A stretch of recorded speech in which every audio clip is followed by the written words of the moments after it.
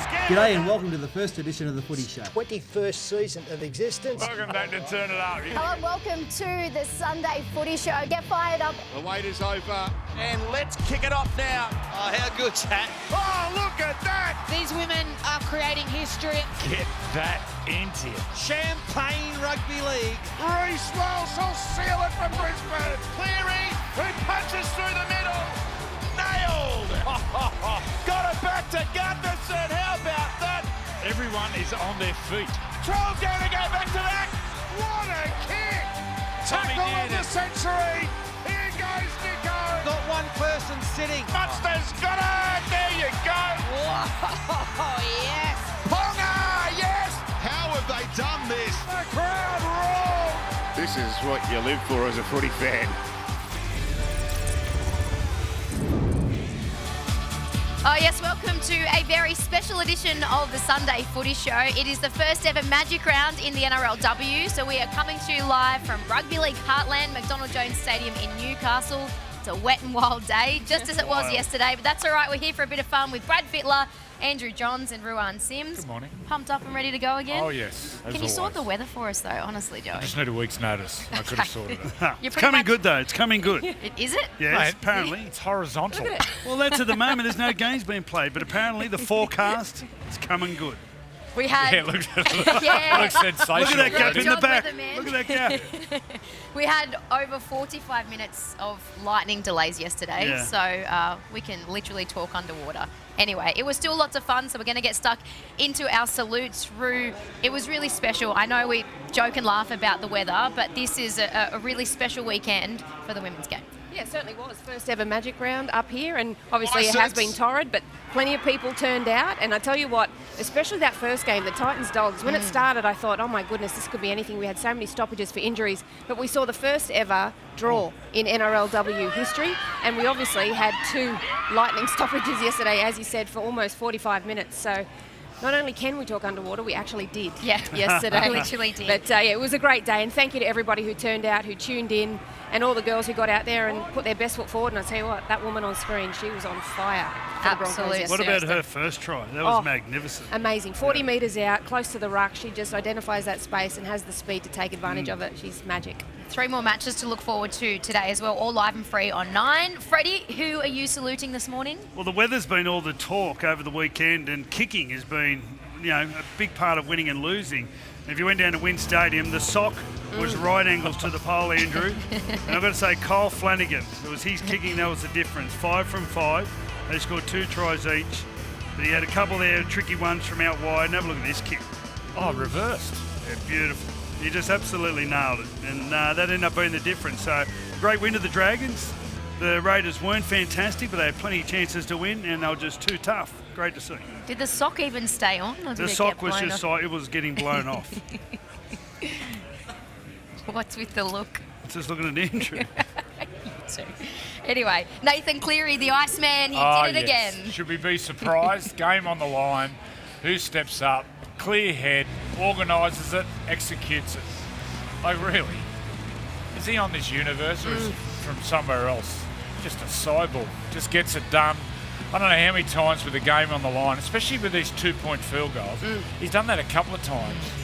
Did one last year early. The one against Parramatta where he kicked for touch, deliberately to put it 40 metres out and nailed the field goal to take it into extra time. Absolute superstar. So just gets it done with the game on the line. Give the ball to Nathan. In the end, they got home with that Blaze Talangi try, so it was 30-26, the final score against the Titans. So you're now starting to think maybe they can get into the top 4, and maybe can they do the unthinkable? Well, can they go 5 in a row? I've been saying that they can't win it purely because I didn't think they'd be in the top 4, but they finish 4th or get the top 4. It doesn't matter where they finish. They can definitely win it. Amazing. Incredible. I know we spoke about, and that was an incredible field goal, but how about Mitch Kenny? He looked up, he was looking for Cleary, and the pass that he came up with to actually hit Cleary on the chest outside that 40 metres was absolutely fantastic. And just to see them also, like Nathan was talking about this after the game where he said he hit the hard one and missed a couple of the easy ones, so he wants to work on that. But just that foresight to think, we're going to run it on the last here. I'm not going to go for the field goal again. Let's run it. Blaze Talangi was somebody who really stood up for the Panthers alongside Cleary yesterday. Well, all their tries come down the left-hand side. If you look at the nature of that left-hand side and how it's developed over the year. Jenkins, who was playing for St Mary's, Casey McLean, who actually got dropped earlier, and then, of course, Blaze Talungi, who started the season in reserve grade and ended up coming in, just fought his way in. They spoke about how, getting part of their systems and understanding their game. Well, he scored 2 tries yesterday, the match winner. That side has got so much attack in it, so much brilliance. Just, obviously there's mostly some downsides, which it's hard to spot at the moment while they're winning, but I've got to say, they are incredibly talented down that side and great to watch. Aside from the Nathan field goal, another one of the big talking points has been a controversial one. So Jaden Campbell was lining up his conversion, and the Panthers trainer has run right in front of him. So Ivan Cleary addressed it in the media conference and said, look, it was an honest mistake. He had called a late change and then said, are you laughing thinking it's not an honest mistake, Joey?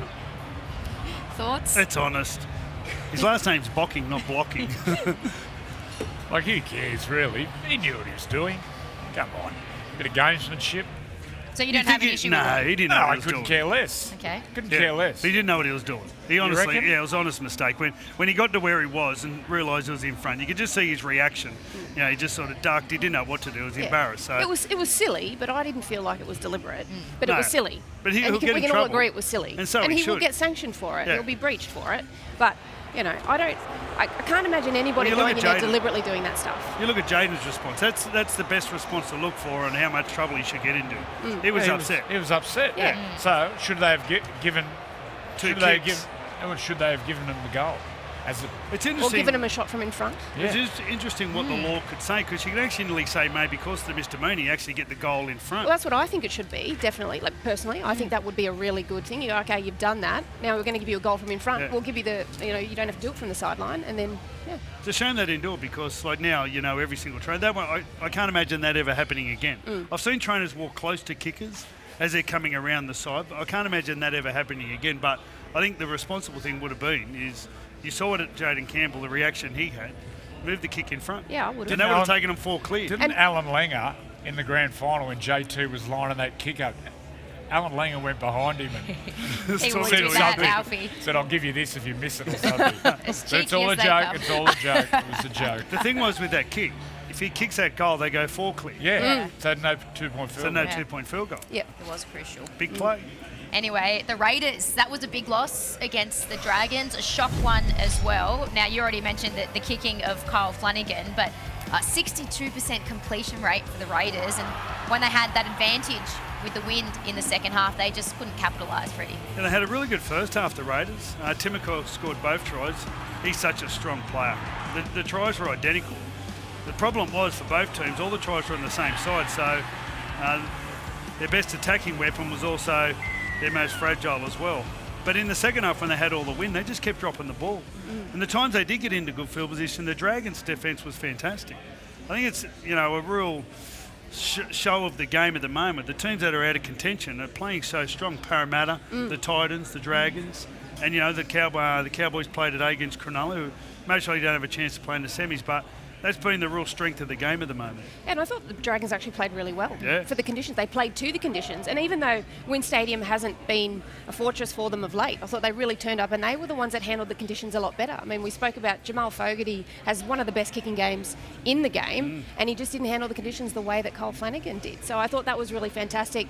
And just the fact that they completed over 80% in those conditions is absolutely amazing. So, I know that Flanagan was talking about it and ruining some of those close losses earlier in the season, and sometimes you can drive yourself crazy doing that, but he's starting to get the best out of them now, and they can build on that. Alrighty, well, stay with us here on the Sunday Footy Show, coming to you live from a wet and wild McDonald Jones Stadium. Up next, we're going to preview an epic clash next Thursday night. It is the Storm and the Broncos, live and free on Nine's A Wide World of Sports.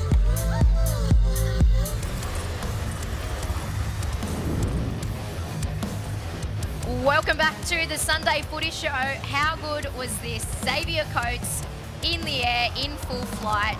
He is always special to watch. A gritty win for the Storm and a huge win from the Bronx over the Rabbitohs. Tony Staggs finishing off this brilliant try. How good is it going to be when these two sides meet on Thursday night, all live and free right here on Nine's Wide World of Sports? What did we make of that Storm win? Cameron Munster said after the game, I don't know if Bellamy will be happy. They kept cutting to him in the box, but sometimes you've got to say 2 points is 2 points. 2 points is 2 points. Up against Parramatta, who are going to be a bogey team for a lot of teams coming into the finals. They've really found not only but some spirit, but I think their tactics are coming out now and they're becoming real dangerous. Obviously, Mitchell Moses is back. 2 of their tries were scored in this fashion. The Xavier Coates ended up winning the game for him. And the hooker, Harry Green. Wow. Like last week, he dead set went to another level against the Roosters, and then in this game, he did the same. He just come up with a play that ended up Big Stefano, or they had a front row. Sorry, Tui scored a try. But everything he's doing at the moment is just brilliant. I've got to say, I think I have to applaud the Eels goal line defence in that first half. They defended for 28 tackles in a row before the Melbourne Storm came up with that kick for Eli Katoa to score. So I thought they were really fantastic.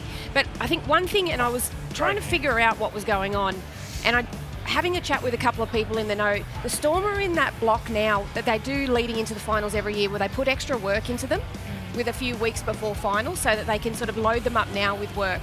And then I sort of think, well, you know, like they looked a little bit flatter than what we're used to seeing, and it makes a lot of sense if they've got a little extra workload going into them, but they will be firing come finals time because obviously it's a tried and true formula. Yeah, they've got a tough draw as well, but gee, it was good to see Ryan Pappenhausen back. I know he got hooked from the goal kicking, but still, he's had a tough run with injury and had missed the last Yeah, month. it was good to see him back. He just had so much with his support play, bringing the ball back.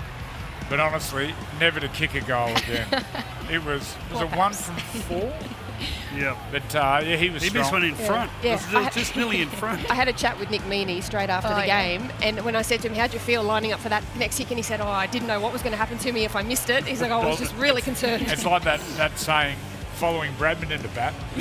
Coming in it's like after that, following Glenn McGrath into bat. So there was no pressure anyway. No pressure at all. Pappenhausen, never again. Yeah, license Never done. again. Done. That's a bit harsh. License done. Revoked. What about Tyron Wishart? So there was a lot of talk about with Jerome Hughes dislocating his shoulder. Would it be Wishart or would it be Jonah Pezzett in the end? Jonah Pezzett only came on in the last, 10 minutes or so. Obviously, massive shoes to fill, but what did you make of that first outing? The last try to Xavier Coates. He goes on the field, Jonah Pezzett. Cameron Munster was in first receiver. He pushed him out. He organised the forward to get on the outside, and he went to the line and played out the back to Munster. And what this did, this brought the defence up, which then isolated Zach Lomax. So it just showed me he's a genuine halfback, Jonah Pezzett. He organised the play and he released Munster. So moving forward, I think towards the end of the year, he'll be the halfback. Yeah. I think he'll just play more and more minutes as the weeks go. Like you said, they got a tough draw. They got Brisbane twice, Penrith, Canterbury. I forget the other team, but it's a tough draw. So in amongst that, like Joey said, he's going to need a halfback. Tyron Wishart's obviously a great defender and great worker, but at some stage they're actually going to need the delicacy of a halfback in there. What about for the Bronx? They put 60 points on the Rabbitohs, Roo, but in saying that, the Rabbitohs are missing, you've got to say, close to almost 70% of their salary cap right now. Well, the Rabbitohs only had 18 players they could actually put down. Well, not even 18. I think they only had the 17 or whoever. So they really struggled, and then obviously copped a few more injuries during this game, and they actually held the Broncos out for the first 20 minutes. They kept them to a pretty respectable scoreline, and then obviously just the fatigue set in, and the Broncos just rose to the occasion. But it was good to see Cobbo back out there doing a little bit of running and moving around.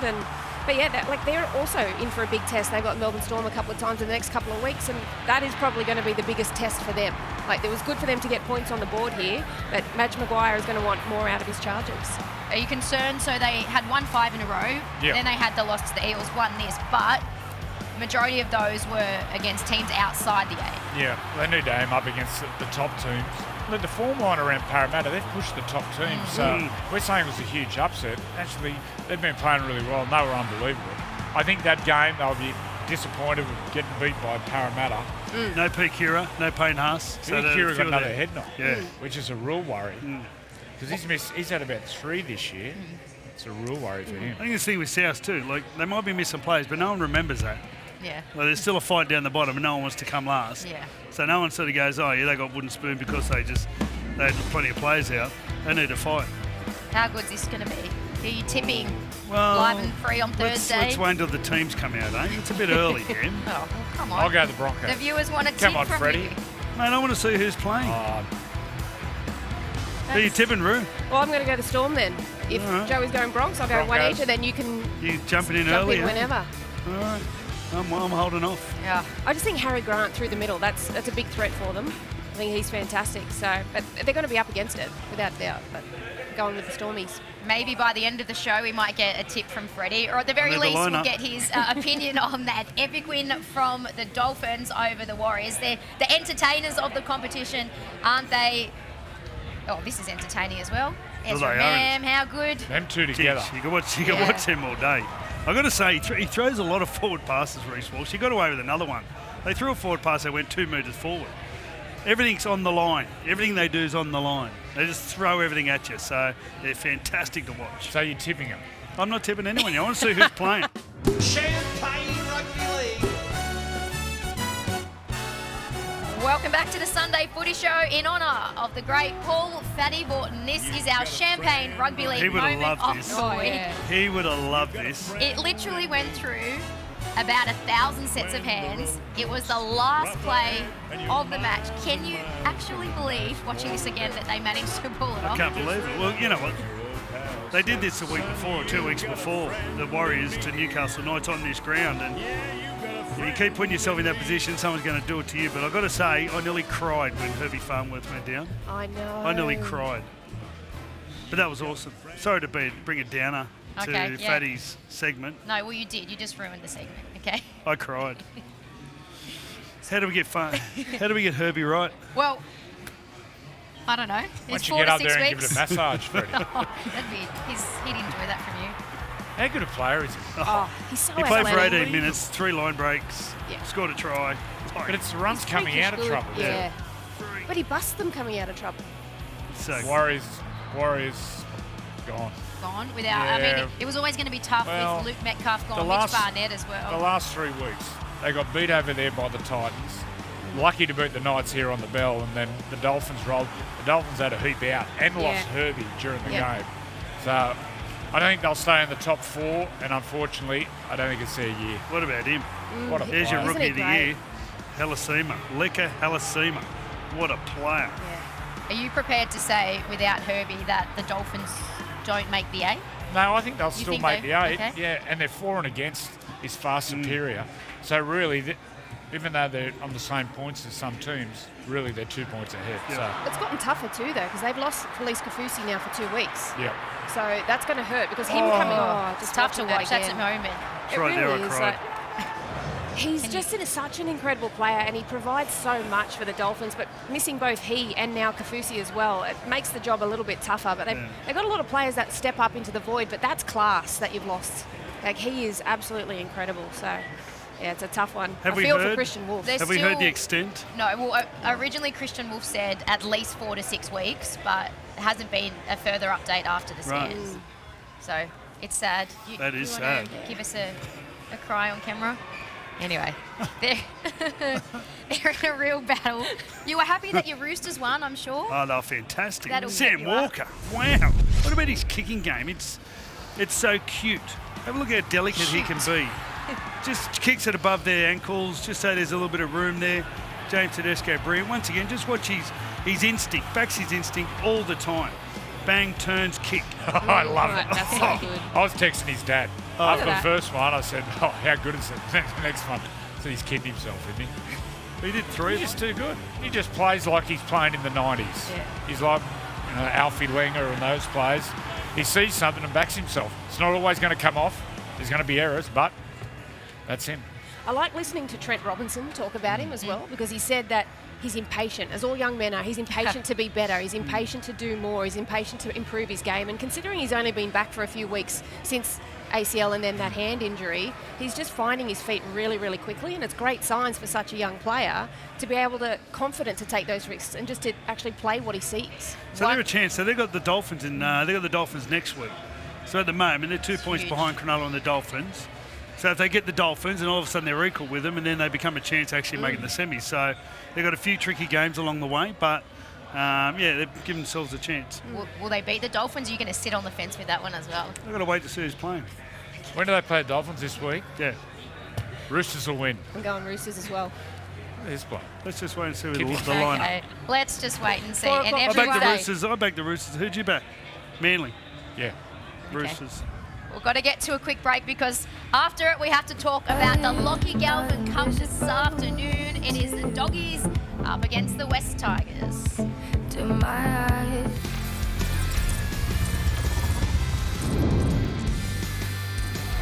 Welcome back to the Sunday Footy Show. One of the storylines of the year has been Locky Galvin and his highly publicised departure from the West Tigers. He's now at the Doggies and he's managed to win that starting number 7 jersey. And he faces his old club this afternoon for the very first time.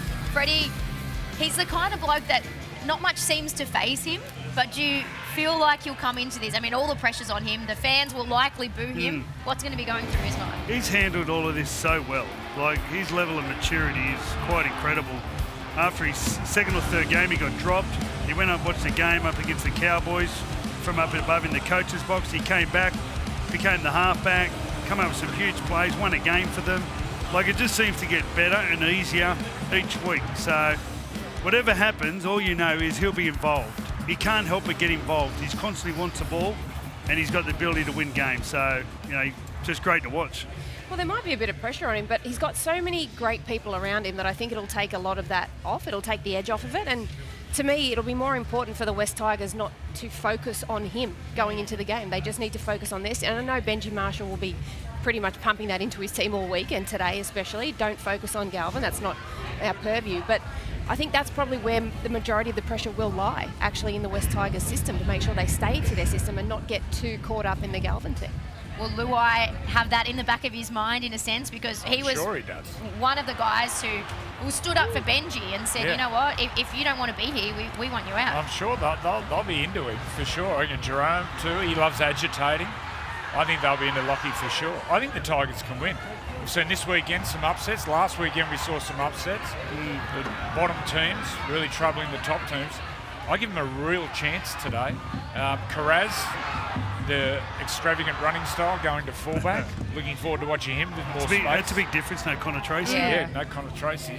So I think this will be really tight. I feel like they're a bit on the slide, the Tigers. Like some of these other teams, like a Parramatta, I feel like they're getting better. Like their seasons are getting better as it gets longer.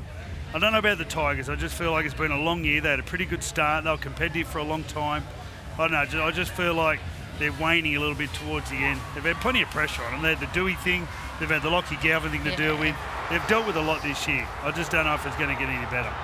Well, at the very least, hopefully they won't be getting another wooden spoon. But all eyes will be on Locky Galvin this afternoon. Joey, just before we do take another break, you wanted to give a shout out to a special guest. Come in here. Oh, Peter V'landys. We got Peter V'landys here. He's moonlighting as security. Mate, well done. Well done running the game. You're going well too. What's more important, Pete? Magic Round or Vegas? Have you had fun? He doesn't have a mic on. Anyway, he dead set looks like Peter V'landys, doesn't he? My goodness. I'm going to get ready for the NRL broadcast. You're going to take it away after the break, so you're going to have some special guests. So I believe we've got some special guests. Katie Page, obviously leading Harvey Norman, one of the major contributors and supporters of the NRLW, and Kate Jones as well. She's on the commission, so look forward to their opinion on the weekend and rugby league in general. Under the water. Does it get any more Newcastle? The screaming jets are blaring. Everything's red and blue. The grandstands are shaking. I'm born and raised in Newcastle, and I've got to tell you, there's no place like it on earth. It's a town that's a part of me soul forever, where rugby league isn't just a game, it's a way of life. It's ingrained in the very essence of all night supporters. The cheers, the tears, the elation, they're all woven into the fabric of life. But Newcastle, it's not just about footy. To me, it's about the perfect waves of our coastline, the warmth of the community and the indomitable spirit that defines the good folk of Newey. Our heritage is woven into the very streets we walk. From the historic Fort Scratchley overlooking our stunning beaches to the iconic Nobby's Lighthouse standing guard over our harbour, every corner of Newcastle tells a story. The grandstands are shaking. Stand up and cheer for your football team, Newcastle.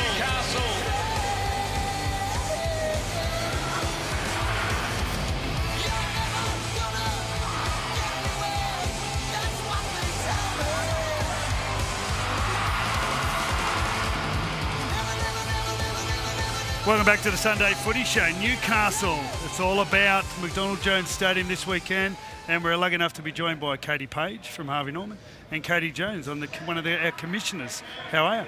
We're very excited and so wonderful to be here. Pity about the weather though. We love coming to the rainy city of Newcastle, don't we? But I think we were in Auckland last weekend for the Titans and the Warriors game, and it was pretty much the same. Yeah. So we're used to it.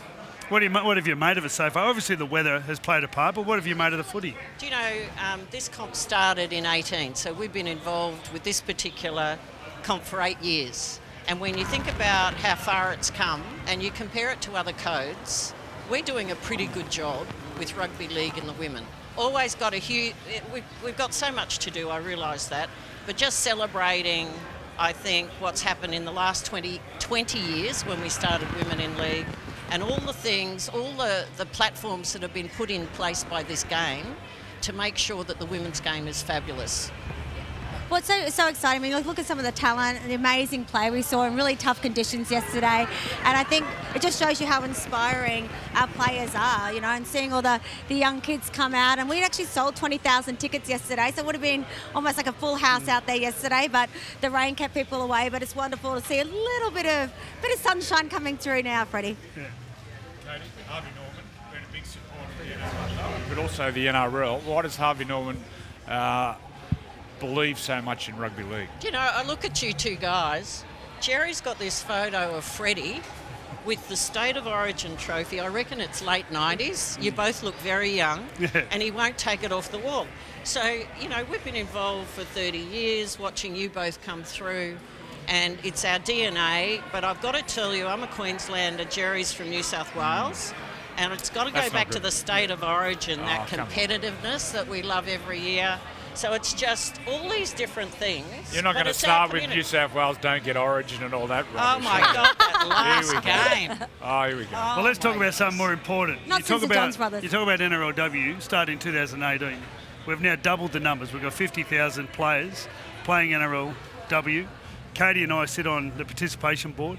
They've got an invitational going on at the moment where some other type of pathways. Can you tell us a bit about that? Well, this is really exciting, and as Katie said, you know, one thing that we've really recognised in the NRLW is that we need to grow pathways and we need to grow opportunities for players to come in. And Harvey Norman has actually got a Harvey Norman Rising Stars program this weekend, which is 60 players in an invitational playing a round robin just around the corner. And what's so exciting is we've actually had 12 talent scouts there, and I understand, Freddie, that 3 players have already been signed. And what's so exciting is because of the pathway we are creating in the NRLW, thanks to Harvey Norman's support and Katie and Jerry's, is that we're actually seeing girls from other sports coming and trying rugby league and seeing if they can have a career pathway in our sport. And that's really exciting for me. Yeah, well, thanks for your support. You know, it's been that's absolutely the point. incredible. You've got to have people and companies like Harvey Norman supporting, right? So it's not just up to Kate, the commission. It's how those sponsors that you've got are participating as well and are truly there authentically. And I hope that's what you see with us in the education piece. It's just an absolute joy to see these women coming through. Well, we absolutely love what you're doing for the game. It's been an incredible success, even though the weather has been that great. You've got a couple of games to watch today, especially those nights coming up in a few games' time. But you've got the Cowboys v the Warriors, and thanks for your attention and have a great afternoon.